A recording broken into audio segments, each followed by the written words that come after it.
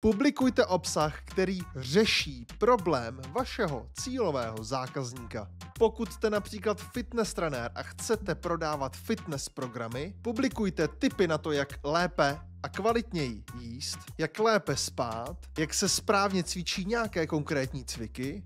Dávejte tipy na mindset, protože ten je dost důležitý, pokud někdo chce schodit přebytečná kila. A ukazujte různé typy a ukázky, třeba receptů, které jsou jednoduché na přípravu, ale zároveň jsou zdravé. Zkoušejte, nevzdávejte to a zlepšujte se. Tady dělá většina lidí tu největší chybu.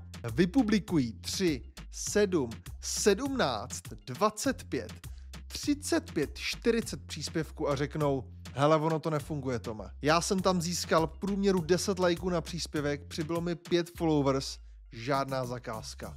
To, co říkáš, Tome, nefunguje. Jenže tihle lidi nepochopili, jak se tady ta hra hraje. Vy, když začínáte a nemáte žádné zkušenosti, tak zřejmě nevíte, jak dělat kvalitně a dobře a správně obsah pro sociální sítě. Takže vaše cesta bude delší, protože se to musíte naučit. Tak jako jsem se to musel naučit i já.